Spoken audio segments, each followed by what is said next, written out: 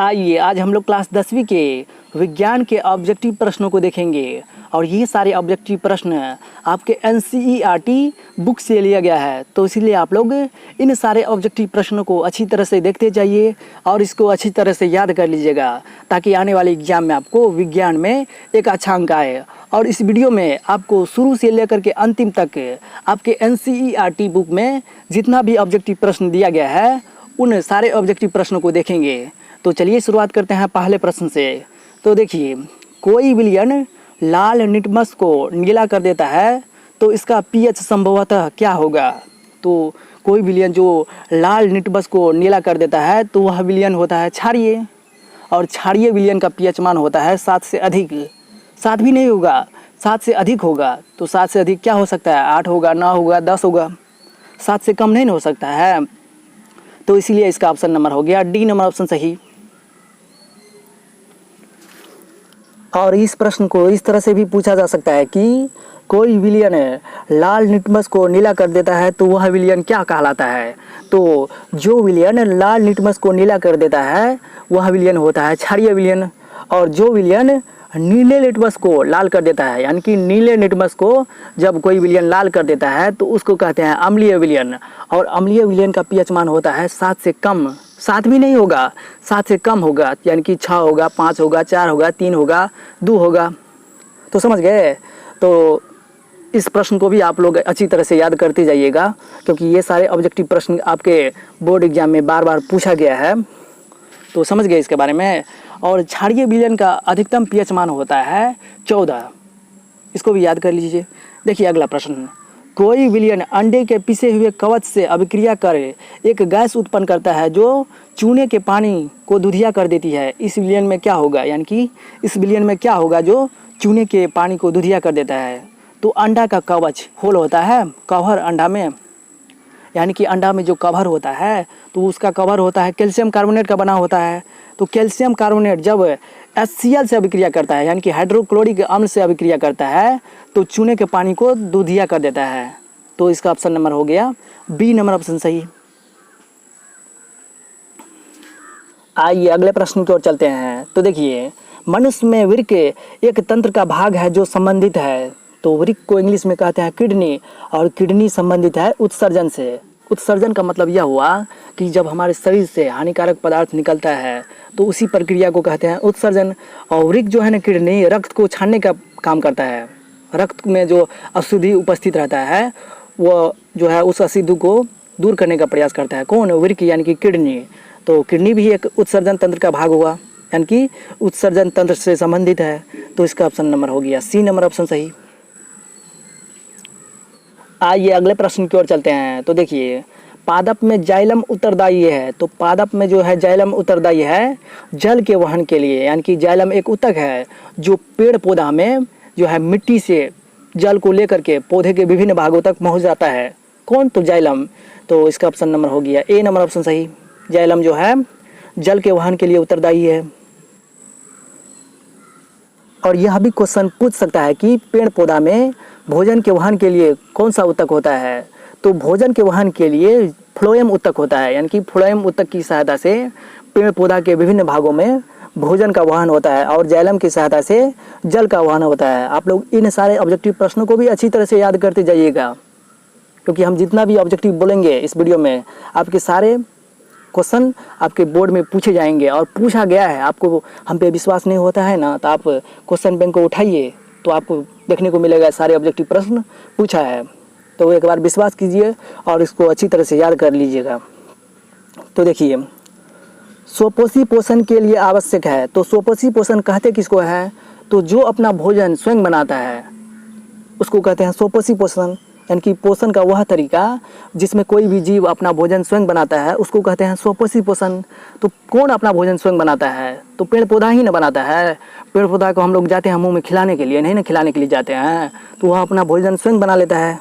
तो स्वपोषी पोषण के लिए क्या आवश्यक है, तो कार्बन डाइऑक्साइड, यानी कि पेड़ पौधा जो है कार्बन डाइऑक्साइड लेता है, जल भी लेता है, और पेड़ पौधा में पाया जाता है पत्तियों में क्या, क्लोरोफिल, और इसके बाद सूर्य के प्रकाश भी लेता है। इन सारे चीज़ों की सहायता से पेड़ पौधा अपना भोजन बनाता है। तो इसका ऑप्शन नंबर हो जाएगा डी नंबर ऑप्शन सही, यानी कि उपरोक्त सभी सोपोसी पोषण के लिए आवश्यक है कार्बन डाइऑक्साइड, जल, क्लोरोफिल, सूर्य का प्रकाश, इनमें सभी, यानी कि इसका option number D number option सही हो गया। आइए अगले प्रश्न की ओर चलते हैं। तो देखिए, पाइरूवेट के विखंडन से यह कार्बन डाइऑक्साइड, जल तथा ऊर्जा देता है और यह क्रिया होती है। तो पाइरूवेट के विखंडन से कार्बन डाइऑक्साइड, जल तथा ऊर्जा देता है और यह क्रिया होती है, यह काम होती है माइटोकॉन्ड्रिया में, यानी कि इसका ऑप्शन नंबर हो गया बी नंबर ऑप्शन सही। आइए अगले प्रश्न की ओर चलते हैं। तो देखिए, निम्नलिखित में से कौन सा पादप हार्मोन है? तो पादप हार्मोन का भाई मतलब क्या हुआ? पादप हार्मोन का मतलब यह हुआ कि पेड़ पौधा में पाए जाने वाले हार्मोन को हम लोग कहते हैं पादप हार्मोन। यानी कि पादप का मतलब क्या हुआ? पेड़ पौधा, और हार्मोन, पेड़ पौधा में जो हार्मोन पाया जाता है उसको कहते हैं पादप हार्मोन। और यह पादप हार्मोन पेड़ पौधा के वृद्धि एवं विकास को नियंत्रित करता है। तो समझ गए? यहाँ पे देखिए, साइटोकाइनिन हो गया, इसके बाद जो हो गया जिब्रेलिन, ऑक्सिन, ये सब जो है ना पादप हार्मोन है। तो इसीलिए इसका ऑप्शन नंबर हो गया डी नंबर ऑप्शन सही। आइए अगले प्रश्न की ओर चलते हैं। तो देखिए, दो तंत्रिका कोशिका के मध्य खाली स्थान को क्या कहते हैं? तो दो तंत्रिका कोशिका के मध्य खाली स्थान को कहते हैं सिनेप्स। और ये सारे ऑब्जेक्टिव प्रश्न आपके बोर्ड एग्जाम में बार बार पूछा है। अभी शुरू में हम जितना भी ऑब्जेक्टिव प्रश्न कराएंगे वो सारे अति महत्वपूर्ण, जो आप ये बोर्ड एग्जाम में बार बार पूछे जाते हैं, वो सारे ऑब्जेक्टिव प्रश्नों को देखेंगे। यानी कि शुरुआत में सबसे महत्वपूर्ण ऑब्जेक्टिव प्रश्न को देख रहे हैं आप लोग। इन सारे ऑब्जेक्टिव प्रश्नों को अच्छी तरह से याद कर ही लीजिएगा, और इन सारे ऑब्जेक्टिव प्रश्नों को अच्छी तरह से याद करके ही आप लोग बोर्ड एग्जाम में को देने के लिए जाइएगा, तब आपको सारा क्वेश्चन बन जाएगा। तो देखिए, दो तंत्रिका कोशिका के मध्य खाली स्थान को कहते हैं सिनेप्स, यानी कि इसका ऑप्शन नंबर हो गया बी नंबर ऑप्शन सही। आइए अगले प्रश्न की ओर चलते हैं। तो देखिए, मस्तिष्क उत्तरदायी है। तो मस्तिष्क जो है, हमारा ब्रेन जो है, सोचता भी है, हृदय स्पंदन के लिए भी है, इसके बाद शरीर को संतुलन बनाने के लिए भी, यानी कि हमारा मस्तिष्क ही शरीर को संतुलन बनाए रखता है। यानी कि ये सारी क्रिया जो है उत्तरदायी है मस्तिष्क के लिए। तो सोचने के लिए, हृदय स्पंदन के लिए, शरीर का संतुलन बनाने के लिए जो है मस्तिष्क उत्तरदायी है, यानी कि इसका ऑप्शन नंबर हो गया डी नंबर ऑप्शन सही। अलैंगिक जनन मुकुलन द्वारा होता है। तो अलैंगिक जनन मुकुलन द्वारा होता है ईस्ट में, यानी कि इसका ऑप्शन नंबर हो गया बी नंबर ऑप्शन सही। यानी कि अलैंगिक जनन उस जनन को कहते हैं जो एक कोशिकीय जीव में होता है, जिसमें लिंग भाग नहीं लेता है। और अलैंगिक जनन मुख्य रूप से पेड़ पौधा में होता है, जिसमें एक कोशिकीय जीव होता है ना, एक कोशिकीय जीव में अलैंगिक जनन होता है। और बहुकोशिकीय जीव में जो है, जैसे कि मानव जो है बहुकोशिकीय जीव है, जिसमें बहुत सारी कोशिकाएं हैं, बहुत सारे कोशिका से मिलकर मानव का निर्माण हुआ है। तो मानव में हो जाएगा लैंगिक जनन। तो समझ गए? यानी कि अलैंगिक जनन मुकुलन द्वारा होता है ईस्ट में, यानी कि इसका ऑप्शन नंबर हो गया बी नंबर ऑप्शन सही। आइए अगले प्रश्न की ओर चलते हैं। तो देखिए, निम्न में से कौन मानव में मादा जनन तंत्र का भाग नहीं है? तो मानव में मादा जनन तंत्र का भाग नहीं है कौन? तो शुक्रवाहिका। यहाँ पे देखिए, अंडाशय, गर्भाशय, डिंबवाहिनी, इसके बाद योनि हो गया, ये सब जो है ना मानव मादा जनन तंत्र का भाग है, लेकिन शुक्रवाहिका, इसके बाद हो गया वृषण हो गया, प्रोटेस्ट ग्रंथि हो गया, ये सब जो है ना जो है नर जनन तंत्र का भाग है। तो इसका ऑप्शन नंबर क्या हो गया? सी नंबर ऑप्शन सही। यानी कि मानव मादा जनन तंत्र का भाग कौन नहीं है? तो शुक्रवाहिका। आइए अगले प्रश्न की ओर चलते हैं। तो देखिए, परागकोश में होते हैं। तो परागकोश में पाया जाता है परागकण। तो समझ गए? यानी कि परागकोश में स्थित होता है परागकण। तो इसका ऑप्शन नंबर हो गया डी नंबर ऑप्शन सही। आइए अगले प्रश्न की ओर चलते हैं। तो देखिए, एथेन का आणविक सूत्र C2H6 है। यानी कि एथेन का सूत्र होता है C2H6, और इसमें जो है कितने सहसंयोजक आबंध पाए जाते हैं? तो इसमें जो है ना 7 सहसंयोजक आबंध पाए जाते हैं, यानी कि इसका ऑप्शन नंबर हो गया बी नंबर ऑप्शन सही। एथेन में 7 सहसंयोजक आबंध पाए जाते हैं, और ये क्वेश्चन आपके बोर्ड एग्जाम में बार बार पूछा है। आइए अगले प्रश्न की ओर चलते हैं। तो देखिए, ब्यूटेनॉन चतुर कार्बन यौगिक है जिसका प्रकार्यात्मक समूह है। तो ब्यूटेनॉन को पढ़िए तो ऑन आता है ना, यानी कि इसका प्रकार्यात्मक समूह कीटोन होगा। ब्यूटेनॉन को पढ़िए ना ऑन, कीटोन भी पढ़ते हैं तो ऑन आता है। तो इसका ऑप्शन नंबर हो गया सी नंबर ऑप्शन सही। आइए अगले प्रश्न की ओर चलते हैं। तो देखिए, खाना बनाते समय आइए अगले प्रश्न की ओर चलते हैं। तो देखिए, खाना बनाते समय यदि बर्तन की तली बाहर से काली हो रही है तो इसका मतलब क्या है? जैसे कि हम लोग जो है लकड़ी की सहायता से भोजन पकाते हैं तो लकड़ी बढ़िया तरीके यानी कि अच्छा तरीके से नहीं जलता है, तो देखते हैं बर्तन के नीचे वाली तली में काला देखते हैं, काला वाला धब्बा देखते हैं। वही जब हम लोग एलपीजी गैस के सिलेंडर से जब हम लोग खाना बनाते हैं तो बर्तन के नीचे वाली तली में काला वाला धब्बा नहीं देखते हैं। तो इसका मतलब क्या हुआ? जब ईंधन बढ़िया तरीके से यानी कि जब ईंधन अच्छा तरीके से जलता नहीं है तो वो क्या हो जाता है, वह उसके नीचे में जो है बर्तन के नीचे में काला धब्बा लग जाता है, यानी कि काली परत से लग जाती है। और वही जब ईंधन बढ़िया तरीके से यानी कि अच्छा तरीके से जलता है तो नीचे वाले भाग में जो है धब्बा नहीं लगता है। जैसे कि हम लोग एलपीजी जो है एलपीजी गैस सिलेंडर के सहायता से भोजन बनाते हैं तो उस पर जो हम लोग बर्तन रखते हैं तो उस पर जो है काली परत नहीं जमती है, यानी कि तो ईंधन जब बढ़िया तरीक़ा से नहीं जलेगा तो उस समय में क्या हो जाएगा, बर्तन के नीचे वाले भाग काली हो जाती है। तो समझ गए? यानी कि खाना बनाते समय यदि बर्तन की तली बाहर से काली हो रही है तो इसका मतलब यह है कि ईंधन पूरी तरह से जल नहीं रहा है। तो इसका ऑप्शन नंबर हो गया बी नंबर ऑप्शन सही। आइए अगले प्रश्न की ओर चलते हैं। तो देखिए, गर्म जल प्राप्त करने के लिए हम सौर जल तापक का उपयोग किस दिन नहीं कर सकते हैं? यानी कि सौर ऊर्जा का उपयोग हम लोग किस दिन नहीं कर सकते हैं जब हमें जो है गर्म जल की आवश्यकता हो। यानी कि गर्म जल की आवश्यकता जब पड़ती है तो उस समय में हम लोग किस दिन सौर ऊर्जा का उपयोग नहीं कर सकते हैं? तो बादलों वाले दिन, क्योंकि बादलों वाले दिन जो है सूर्य यानी कि सूर्य से जो ऊर्जा निकलती है यानी कि सूर्य की रोशनी निकलती है वह कम निकलती है, और जब सूर्य की रोशनी ही कम निकलेगा तो गर्म कैसे होगा जल? गर्म जल तब होगा जब जो है बादलों वाले दिन नहीं रहेगा, यानी कि उस दिन जो है सूर्य की रोशनी अच्छी तरीके से आएगा। तो इसका ऑप्शन नंबर हो गया बी नंबर ऑप्शन सही। यानी कि गर्म जल प्राप्त करने के लिए हम सौर जल तापक का उपयोग बादलों वाले दिन नहीं कर सकते हैं। आइए अब हम लोग अगले प्रश्न की ओर चलते हैं। तो देखिए, निम्नलिखित में से कौन जैव मात्रा ऊर्जा स्रोत का उदाहरण नहीं है? तो जैव मात्रा का मतलब क्या हुआ भाई? जैव मात्रा का मतलब यह हुआ कि जो जीव से ऊर्जा प्राप्त होता है उसको कहते हैं जैव मात्रा ऊर्जा स्रोत। तो यहाँ देखिए, लकड़ी, गोबर गैस, कोयला ये सब तो जीव से प्राप्त होता है, लेकिन नाभिकीय ऊर्जा ये तो जो है परमाणु से प्राप्त होता है। तो इसका ऑप्शन नंबर हो गया सी नंबर ऑप्शन सही। यानी कि निम्नलिखित में जो है जैव मात्रा ऊर्जा स्रोत का उदाहरण नहीं है नाभिकीय ऊर्जा। तो समझ गए इसके बारे में? तो इसका ऑप्शन नंबर हो गया सी नंबर ऑप्शन सही। आइए अब हम लोग अगले प्रश्न की ओर चलते हैं। तो देखिए, जितने ऊर्जा स्रोत हम उपयोग में लाते हैं उनमें से अधिकांश सौर ऊर्जा को निरूपित करते हैं। निम्नलिखित में से कौन सा ऊर्जा स्रोत अंततः सौर ऊर्जा से व्युत्पन्न नहीं है? तो वह जो है नाभिकीय ऊर्जा। तो इसका ऑप्शन नंबर क्या हो गया? सी नंबर ऑप्शन सही। जो है सौर ऊर्जा से व्युत्पन्न नहीं होता है नाभिकीय ऊर्जा, क्योंकि जो है सूर्य की रोशनी से जो ऊर्जा प्राप्त होती है उसको कहते हैं सौर ऊर्जा। तो यहाँ पे देखिए, भूतापीय ऊर्जा यानी कि सौर ऊर्जा की सहायता से भूमि जो है गर्म हो जाती है, और भूमि गर्म होने के कारण से हमको भूतापीय ऊर्जा का महसूस होता है। यानी कि इसके बाद देखिए, पवन ऊर्जा, पवन भी न गर्म हो जाती है, हवा भी न गर्म हो जाती है जब सूर्य की रोशनी पड़ती है हवा पे। तो इसके बाद देखिए, जैव मात्रा, जीवों पर भी जो है सूर्य की रोशनी पड़ता है तो जीव भी न गर्म हो जाता है। लेकिन यहाँ पे देखिए, नाभिकीय ऊर्जा, नाभिकीय ऊर्जा पर इस पर इफेक्ट नहीं पड़ता है। नाभिकीय ऊर्जा जो है सौर ऊर्जा से व्युत्पन्न नहीं है, सौर ऊर्जा से निकला हुआ नहीं है। कौन? नाभिकीय ऊर्जा। तो इस प्रश्न को आप लोग अच्छी तरह से समझ गए। तो आइए अगला प्रश्न की ओर चलते हैं। तो देखिए, निम्न में से कौन से समूह में केवल जैव निम्नीकरणीय पदार्थ है? तो भाई जैव निम्नीकरणीय पदार्थ का मतलब क्या हुआ? जैव निम्नीकरणीय पदार्थ का मतलब यह हुआ कि जो जीवों की सहायता से, जो सूक्ष्मजीव की सहायता से सड़ गल जाए उसको कहते हैं जैव निम्नीकरणीय। निम्नीकरणीय का मतलब क्या हुआ? सड़ना गलना। और जैव का मतलब क्या हुआ? जो बैक्टीरिया, जो छोटे छोटे सूक्ष्मजीव होता है उसके सहायता से कोई भी पदार्थ जब गल जाता है ना उसको कहते हैं जैव निम्नीकरणीय पदार्थ। आइए देखते हैं ऑप्शन को। तो देखिए, घास, पुष्प तथा चमड़ा ये सब जो है सूक्ष्मजीव की सहायता से गल जाता है। प्लास्टिक तो सूक्ष्मजीव की सहायता से नहीं गलेगा। अगर प्लास्टिक सूक्ष्मजीव की सहायता से गलता तो प्लास्टिक जो है वैसे नहीं रहता है, कितना दिन तक छोड़ देते हैं फिर भी, लेकिन प्लास्टिक वैसे रहता है।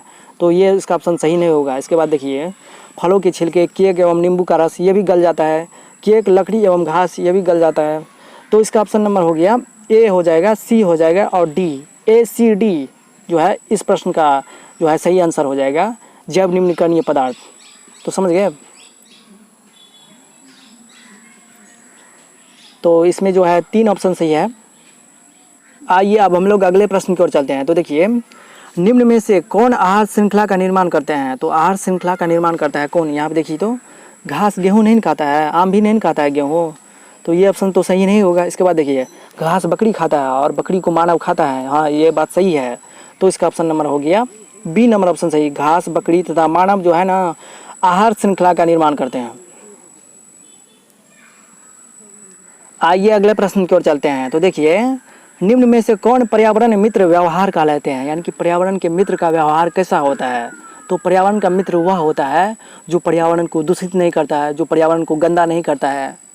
जैसे कि पर्यावरण को जो है अच्छी तरह से बनाए रखने के लिए, पर्यावरण को स्वच्छ बनाए रखने के लिए वह कभी प्लास्टिक का उपयोग नहीं करेगा, वह कभी जो है बल्ब को जलते हुए नहीं छोड़ देगा, वह नली को जो है जिससे पानी निकलता है उसको खुले हुए नहीं छोड़ देगा, वह अधिक से अधिक पेड़ लगाएगा।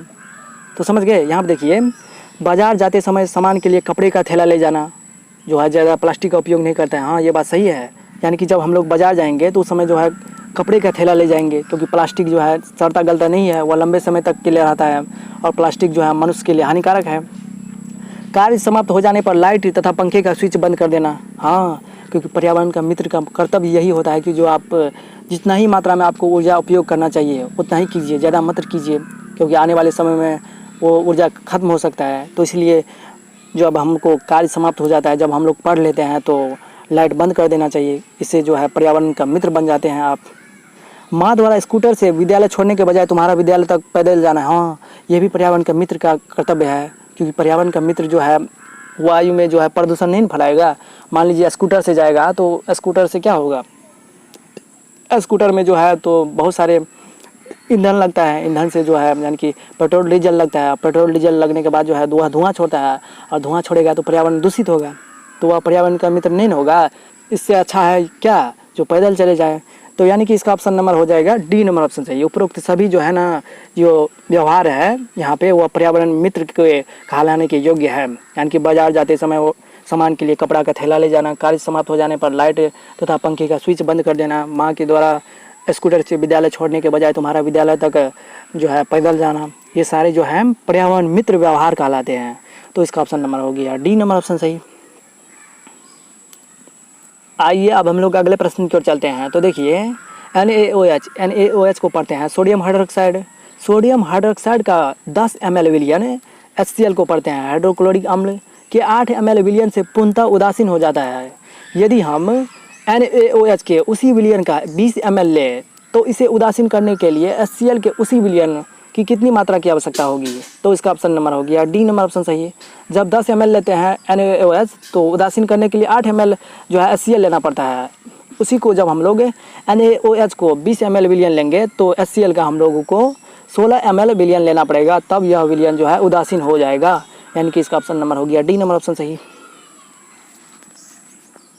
आइए अब हम लोग अगले प्रश्न की ओर चलते हैं। तो देखिए अपच का उपचार करने के लिए निम्न में से किस औषधि का उपयोग होता है? तो अपच का मतलब यह हुआ कि जब हमको भोजन नहीं पचता है, यानी कि जब हम लोग ज़्यादा खा लेते हैं तो उस स्थिति में भोजन नहीं पचता है, तो उस स्थिति में क्या होता है, पेट में दर्द होने लगता है। तो अपच के उपचार करने के लिए किस औषधि का उपयोग करते हैं? तो एंटासिड का, क्योंकि एंटासिड एक क्षारीय है और जब भोजन अम्लीय हो जाता है तो भोजन पचता सही तरीके से नहीं है, और जब क्षार और अम्ल को मिलाते हैं ना तो भोजन जो है उदासीन हो जाता है, जिसके बाद जो है हमको आराम मिल जाता है। तो अपच का उपचार करने के लिए हम लोग एंटासिड औषधि का उपयोग करते हैं। तो इसका ऑप्शन नंबर हो गया सी नंबर ऑप्शन सही। आइए अब हम लोग अगले प्रश्न की ओर चलते हैं। तो देखिए निम्नलिखित में से कौन किसी लंबे विद्युत धारावाही तार के निकट चुंबकीय क्षेत्र का सही वर्णन करता है? तो इस प्रश्न का सही ऑप्शन नंबर हो जाएगा डी नंबर ऑप्शन सही। यानी कि चुंबकीय क्षेत्र की संकेंद्री क्षेत्र रेखाओं का केंद्र तार होता है जो धारावाही तार के निकट चुंबकीय क्षेत्र का सही वर्णन करता है। तो इसका ऑप्शन नंबर क्या हो गया डी नंबर ऑप्शन सही। आइए अब हम लोग अगले प्रश्न की ओर चलते हैं। तो देखिए वैद्युत चुंबकीय प्रेरण की परिघटना है। तो भाई वैद्युत चुंबकीय प्रेरण की घटना क्या मतलब हुआ? तो जब हम लोग चुंबक और कुंडली के बीच आपेक्षिक गति कराते हैं, यानी कि चुंबक और कुंडली को जो है आगे पीछे गति कराते हैं, तो कुंडली में जो है ना एक प्रेरित विद्युत धारा उत्पन्न होती है, और इसी घटना को कहते हैं वैद्युत चुंबकीय प्रेरण की परिघटना, यानी कि वैद्युत चुंबकीय प्रेरण कहते हैं इसी घटना को। तो इसका ऑप्शन नंबर हो गया सी नंबर ऑप्शन सही, यानी कि कुंडली तथा चुंबक के बीच अपेक्षित गति के कारण कुंडली में प्रेरित विद्युत धारा उत्पन्न होती है, यानी कि कुंडली में प्रेरित विद्युत धारा उत्पन्न होती है और यही घटना विद्युत चुंबकीय प्रेरण की परिघटना है। तो इसका ऑप्शन नंबर हो गया सी नंबर ऑप्शन सही। आइए अब हम लोग अगले प्रश्न की ओर चलते हैं। तो देखिए, विद्युत धारा उत्पन्न करने की युक्ति को क्या कहते हैं? तो विद्युत धारा उत्पन्न करने की युक्ति को कहते हैं जनित्र, और इसी जनित्र को इंग्लिश में कहते हैं जनरेटर। जनरेटर की सहायता से ही ना विद्युत धारा उत्पन्न होती है। तो समझ गए, यानी कि इसका ऑप्शन नंबर हो गया ए नंबर ऑप्शन सही। विद्युत धारा उत्पन्न करने की युक्ति को कहते हैं जनित्र, और जनित्र को इंग्लिश में कहते हैं जनरेटर।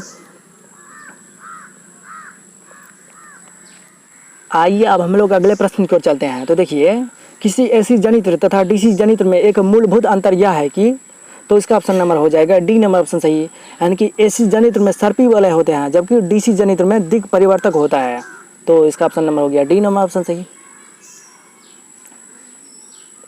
आइए अब हम लोग अगले प्रश्न की ओर चलते हैं। तो देखिए, लघुपथन के समय परिपथ में विद्युत धारा का मान क्या हो जाता है? तो लघुपथन के समय परिपथ में विद्युत धारा का मान बहुत अधिक बढ़ जाता है। तो आप लोग इन सारे ऑब्जेक्टिव प्रश्नों को अच्छी तरह से याद करते जाइएगा। ये नहीं जो हम बता रहे हैं इतना मेहनत से, आप लोग सिर्फ देखते जाइएगा फिल्म की तरह, तब हो जाएगा, आपको अच्छा अंक आ जाएगा ना।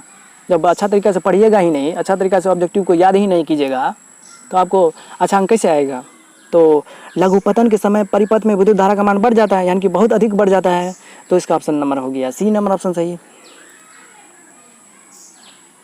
आइए अब हम लोग अगले प्रश्न की ओर चलते हैं। तो देखिए, मानव नेत्र अभिनेत्र लेंस की फोकस दूरी को समायोजित करके विभिन्न दूरियों पर रखी वस्तुओं को फोकसित कर सकता है। तो ऐसा हो पाने का क्या कारण है? यानी कि मानव नेत्र जो है अभिनेत्र लेंस को फोकस दूरी को समायोजित करके विभिन्न दूरियों पर रखी वस्तुओं को फोकसित कर लेता है, यह किसके कारण से होता है? तो समंजन के कारण की, नेत्र की समंजन क्षमता के कारण ऐसा होता है।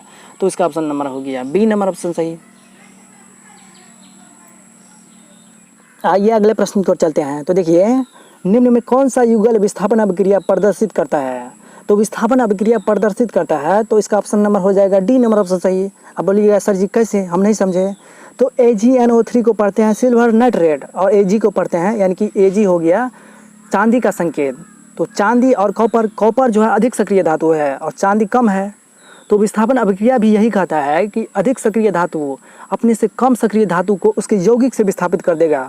यौगिक में जो है ना हमेशा कम सक्रिय धातु रहना चाहिए। तो AgNO3 यौगिक है, तो इसीलिए इसका ऑप्शन नंबर डी सही हो जाता है।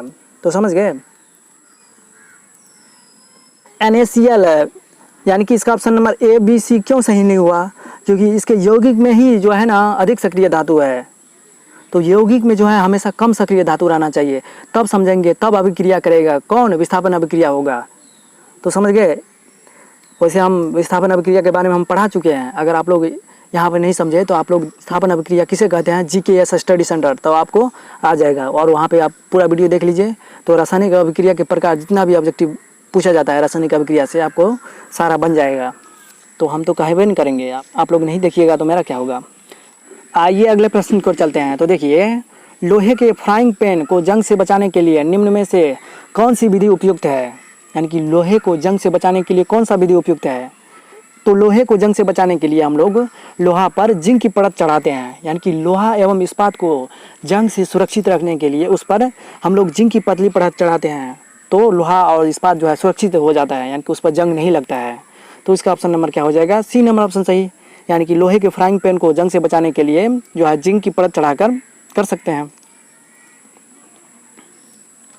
आइए अगले प्रश्न की ओर चलते हैं। तो देखिए, कोई धातु ऑक्सीजन के साथ अभिक्रिया कर उच्च गलनांक वाला यौगिक निर्मित करती है और यह यौगिक जल में विलय है, तो यह तत्व हो सकता है। तो कोई धातु ऑक्सीजन के साथ अभिक्रिया कर उच्च गलनांक वाला यौगिक निर्मित करती है और वह यौगिक जल में विलय है, तो वह तत्व हो सकता है कैल्शियम। यानी कि इसका ऑप्शन नंबर हो गया ए नंबर ऑप्शन सही।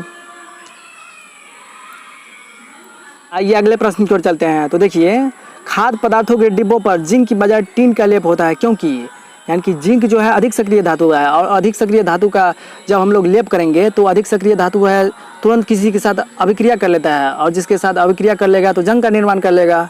तो इसलिए जो है ना जो है टीन का लेप चढ़ाते हैं, क्योंकि टीन जो है ना जिंक से कम अभिक्रियाशील है, यानी कि कम अभिक्रियाशील तत्व है टीन।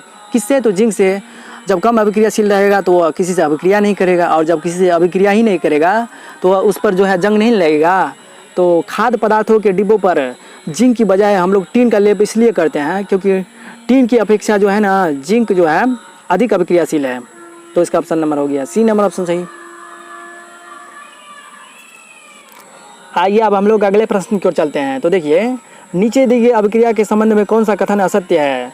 तो इसका ऑप्शन नंबर हो जाएगा ए एवं बी सही। क्यों होगा इसके बारे में हम पूर्णतः ऑब्जेक्टिव बना दिए हैं, किस तरह से इस पर जो ऑब्जेक्टिव बनता है और इसका ऑप्शन ए एवं बी क्यों ही सही होगा इसके बारे में हम बता चुके हैं। अगर आपको विश्वास नहीं होता है तो आप सर्च कीजिए GKS study centre chapter number 1 objective science, तो आपको आ जाएगा जो है सारे ऑब्जेक्टिव प्रश्न, यानी कि आपके एनसीईआरटी बुक का जो है पहला नंबर चैप्टर है रासायनिक अभिक्रिया एवं समीकरण, उसका ऑब्जेक्टिव जो है ना डिटेल में हम पढ़ा चुके हैं। तो इसका ऑप्शन नंबर यहाँ पर क्या हो जाएगा ए एवं बी।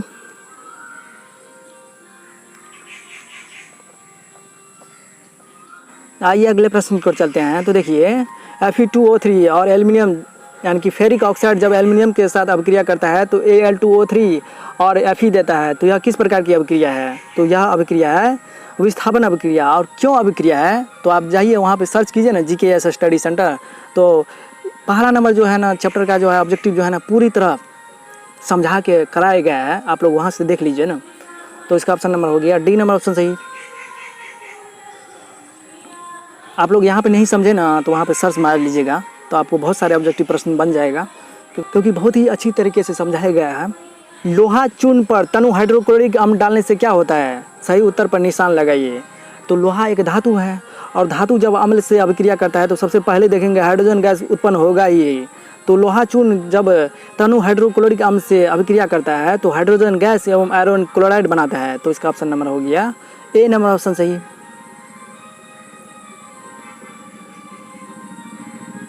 आइए अगले प्रश्न की ओर चलते हैं। तो देखिए मेंडल के एक प्रयोग में लंबे मटर के पौधे जिनके बैंगनी पुष्प थे उसका संकरण बौने पौधे जिनके सफ़ेद पुष्प थे उससे कराया गया। इनकी संतति के सभी पौधे में पुष्प बैंगनी रंग के थे परंतु उनमें से लगभग आधे बौने थे। इससे कहा जा सकता है कि लंबे जनक पौधे की आनुवंशिक रचना निम्न थी। तो इसका ऑप्शन नंबर हो जाएगा सी नंबर ऑप्शन सही। कैपिटल टी है, इसके बाद स्मॉल टी और WW। तो समझ गए। आइए अब हम लोग अगले प्रश्न की ओर चलते हैं। तो देखिए समजात अंगों का उदाहरण है। तो समजात अंगों का उदाहरण है हमारा हाथ तथा कुत्ते का अग्रपाद, हमारे दांत तथा हाथी के दांत, आलू एवं घास के ऊपरी भूस्थारी, ये सारे जो है ना समजात अंगों का उदाहरण है, यानी कि इसका ऑप्शन नंबर हो गया डी नंबर ऑप्शन सही। आइए अब हम लोग अगले प्रश्न की ओर चलते हैं। तो देखिए विकासीय दृष्टिकोण से हमारी किससे अधिक समानता है। तो विकासीय दृष्टिकोण से हमारी जो है चीन के विद्यार्थी से ज़्यादा समानता है, यानी कि अधिक समानता है। तो इसका ऑप्शन नंबर हो गया ए नंबर ऑप्शन सही। आइए अब हम लोग अगले प्रश्न की ओर चलते हैं। तो देखिए निम्न में से कौन सा पदार्थ है लेंस बनाने के लिए प्रयुक्त नहीं किया जा सकता है। तो लेंस बनाने के लिए जो है मिट्टी का उपयोग नहीं किया जा सकता है। तो इसका ऑप्शन नंबर हो गया डी नंबर ऑप्शन सही। आइए अगले प्रश्न की ओर चलते हैं। तो देखिए किसी बिंब का अवतल दर्पण द्वारा बना प्रतिबिंब आभासी सीधा बिंब से बड़ा पाया गया, वस्तु की स्थिति कहाँ होनी चाहिए, यानी कि वस्तु को कहाँ रखेंगे। तो जब हमें वस्तु का जो है आकार जो है ना आभासी सीधा और वस्तु से बड़ा पाया जाएगा, यानी कि बड़ा प्राप्त होगा, तो वस्तु को रखेंगे कहाँ। दर्पण के ध्रुव तथा मुख्य फोकस के बीच जब हम लोग वस्तु को रखेंगे ना तो हमें प्राप्त होगा आभासी सीधा तथा बिंब से बड़ा। तो समझ गए, यानी कि इसका ऑप्शन नंबर हो गया डी नंबर ऑप्शन सही।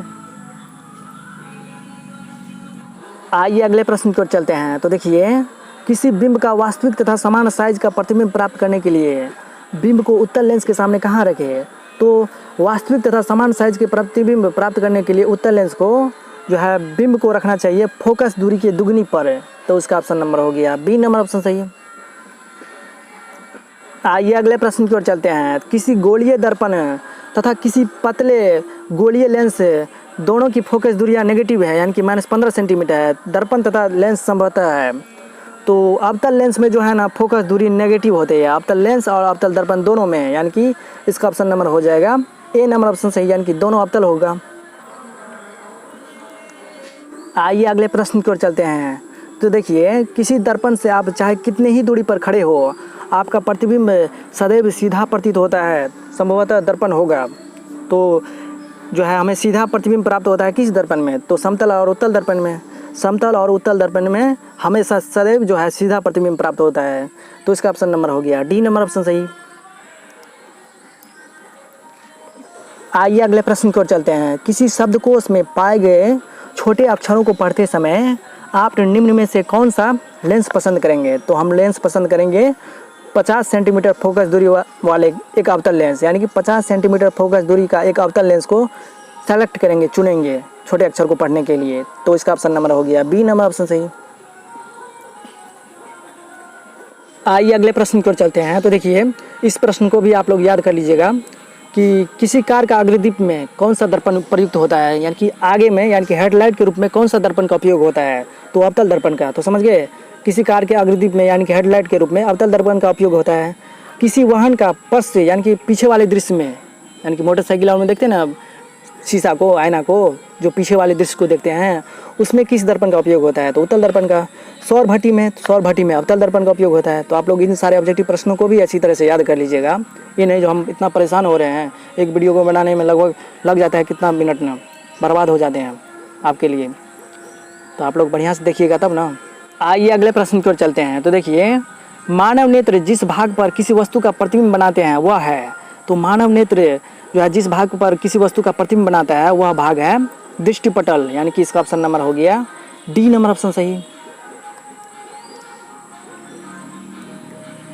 आइए अगले प्रश्न की ओर चलते हैं। तो देखिए सामान्य दृष्टि के वयस्क के लिए सुस्पष्ट दर्शन की अल्पतम दूरी होती है लगभग, यानी कि स्पष्ट दृष्टि की न्यूनतम दूरी क्या होती है, अल्पतम दूरी क्या होती है? तो वह होती है 25 सेंटीमीटर, यानी कि इसका ऑप्शन नंबर हो गया सी नंबर ऑप्शन सही है। और ये क्वेश्चन जो है ना आपके बोर्ड एग्जाम में कई बार आया है, तो आप लोग याद कर लीजिएगा। आइए अगले प्रश्न की ओर चलते हैं। तो देखिए अभिनेत्र लेंस की फोकस दूरी में परिवर्तन किया जाता है, तो अभिनेत्र लेंस की फोकस दूरी में परिवर्तन किया जाता है पक्षाभि द्वारा, यानी कि इसका ऑप्शन नंबर हो गया सी नंबर ऑप्शन सही।